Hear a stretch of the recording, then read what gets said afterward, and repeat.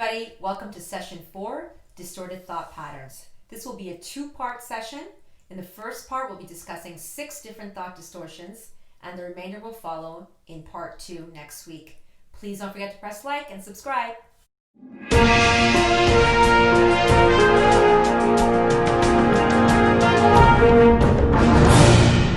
Thought distortions. Today's topic: negative thinking and thought distortions.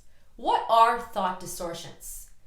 Thought distortions are essentially negative, irrational, and inaccurate ways of thinking that are predicated upon the events and the traumas and the challenges that we face in our everyday lives. They are basically, in essence, habitual ways of thinking that we have become accustomed to depending on the things that we have experienced. Essentially, they are negative events such as deaths, divorces, car accidents, any form of trauma that is relevant to that person and their life. Now, negative thought distortions are all-encompassing and not solely restricted or specific to people with chronic pain. Thought distortions, or negative ways of thinking that are not rational, are relevant in all aspects of our life and are prevalent in everyday life. I don't know many people, actually I don't know anyone in the practice of my 15 years who can actually say that they don't resort to any form of negative thinking. And if there are people like that, they must be extremely resilient. All of us, and to be honest, including myself, will resort to some form of negative thinking at some point. Probably, on a weekly basis, especially because of what's happening today in the world. Basically, cognitive behavioral therapy is about changing thought patterns. Thoughts and emotions together change behavior. Thoughts that are distorted are not based on reality. They are fused, or rather they are infused with emotions. Emotions are often irrational. People who are distressed, people who are in pain, people who feel hopeless, people who feel defeated are often challenged in the manner in which they think. It's difficult for them to extract themselves from their thoughts that are solely emotional and solely negative. Distorted because it's in their head. Distorted because it's in their mind. Distorted because it's not based upon reality. Essentially, we are all a byproduct of our biological, our psychological, and our social framework. Whether we have genetic or psychological predispositions or social challenges that make us more vulnerable and more susceptible to challenges remains to be seen. In essence, we all have a frame of reference. A frame of reference refers to how we see the world, and it's based upon the experiences that we've had, the challenges that we've had, the successes that we've had, the people who have been influential in our lives, and the people who have been dramatically not so influential, or rather challenging individuals with whom we've had to contend with, depending on where we were in our lives. So the people that influence our behavior, the people that, whether they support us or whether they impede upon our success, determine how we respond to the events in our lives. In order to be able to not think in a distorted way of thinking, or rather to extract ourselves from distorted thoughts, we must be able to have logic and reason and rationality in the way in which we approach the world and the events around us. The polarized way of thinking is the first form of distorted thought. Polarized ways of thinking are essentially black and white thinking. Black and white thinking leaving absolutely no room for gray, meaning there are no extenuating circumstances, there are no flexibilities, and there is no flexibility in the way in which we see the world. For example, people who resort to polarized ways of thinking, in the interest of this section, I'm going to be referring to people with chronic pain. However, this can be all-encompassing, regardless of whether people have chronic pain or not. Someone who has chronic pain can see the world in a very black and white manner. For instance, they might add, I'm going to be in pain, I'm always going to have pain, I'm never going to be pain-free, or I'm never going to have diminished pain. I am my pain. So they define themselves through their pain. This form of thinking does not allow for any other way that this can possibly be explained. For example, if someone were to say, well, maybe you'll have less pain tomorrow, or maybe your pain will diminish over time, or maybe there'll be some kind of therapy that will help you. They are focused upon the negativity of the black and white way of thinking. The second form of distorted thought that we'll be discussing refers to disqualifying the positive. Disqualifying the positive essentially refers to not being cognizant of any positive outcome, just solely focusing on the negative aspects of a situation. So for example, someone who's had chronic pain for a long period of time might one day wake up and decide that they're going to go on the treadmill for 10 minutes. They go on the treadmill, they get off, and the first thought that emerges is, I'm going to be in pain tomorrow. I did it today, but I'm going to be in pain tomorrow. This thought of I'm going to be in pain is not predicated upon reality. This is simply their thought. This is their fear. This is their perception. It's their perspective of how they feel. There's absolutely no mention of the fact that they were able to go on treadmill. The only point that matters is that they're going to be in pain, with an absolute belief that they are going to be in pain. Second to that is mental filtering. Mental filtering is essentially filtering out the positive aspects of any results by solely focusing on the negative. How this differs from disqualifying the positive is that in disqualifying the positive aspect is absolutely not acknowledged.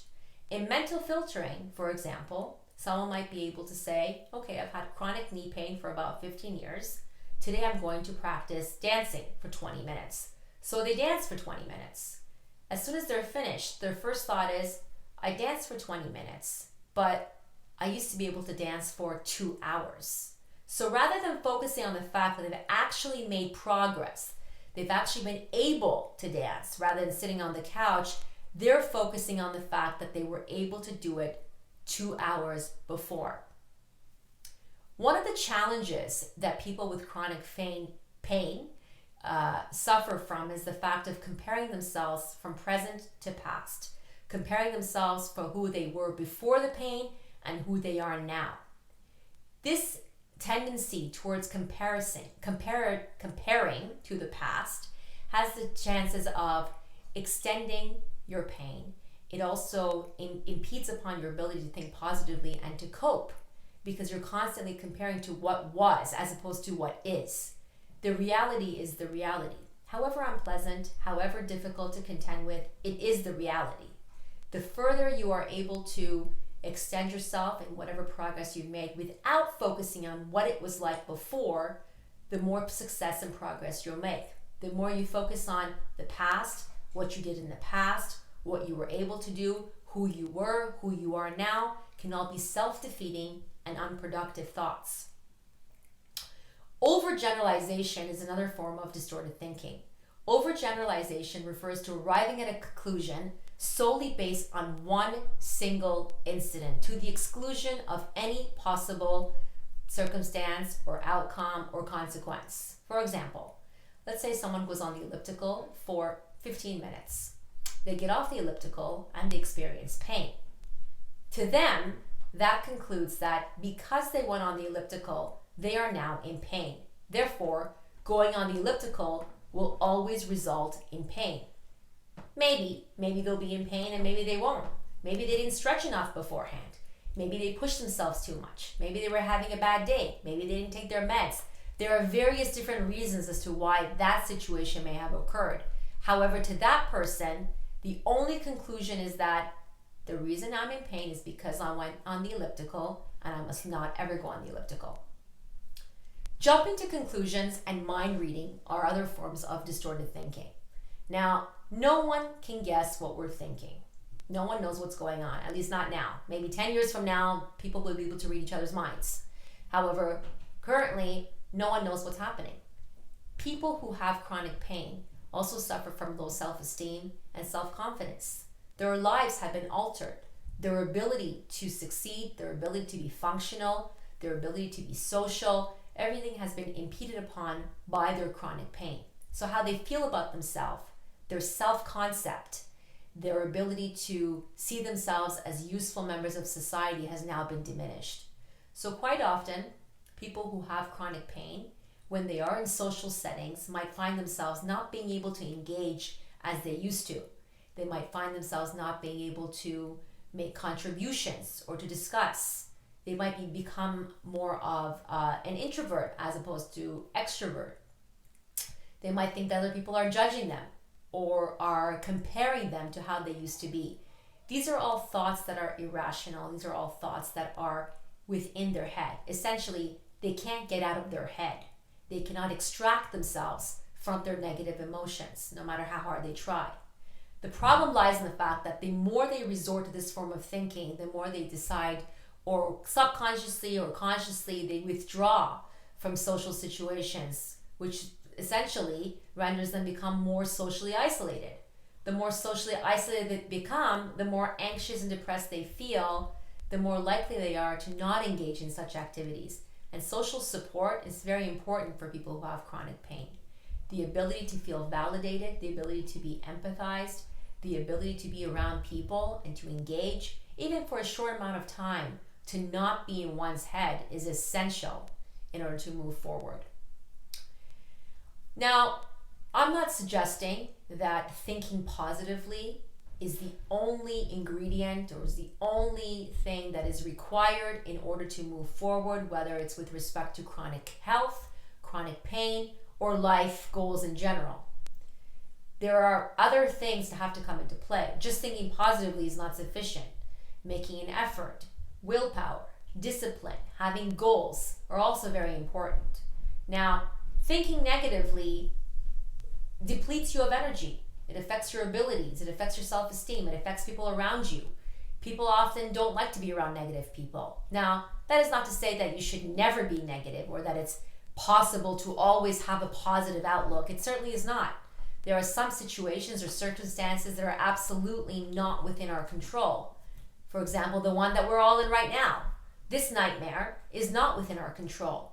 And personally, I find it very difficult to be positive about it. Constantly we're bombarded with negativity, with frustration, with fear, with arbitrary restrictions and rules. We can't control any of that. The only thing we can control is our response to what's going on. Our response determines how we cope, how we're able to move forward. There are some people who are naturally more resilient. They are more able to cope. They see things differently. They see things more positively. Again, that's predicated upon their frame of reference. That's shaped into them. It's etched into who they are at a very early stage in their lives. People who've had a lot of trauma, people who've had a lot of negative experiences, people who've been disappointed by a lot of first caregivers in their lives, people who have attachment disorders are less likely to exhibit resiliency and more effective coping mechanisms. That needs to be taken into account. That is not to suggest that that's a rationalization or a justification for thinking negatively. I'm merely suggesting that it's a possible explanation. Nonetheless, again, positive thinking will not guarantee you positive results. Do not be disappointed if you are unable to think positively. Setting yourself up for unrealistic expectations will definitely result in failure. All bottom line I'm suggesting is change your way of thinking to an extent in which you are comfortable with. If you are able to see things in a more positive light, even for 5 minutes in the day, it's still a step forward. It still enables you to cope. At the end of the day, if we can't change the circumstances that we're in, all we can do is cope and change the way that we react to the situations.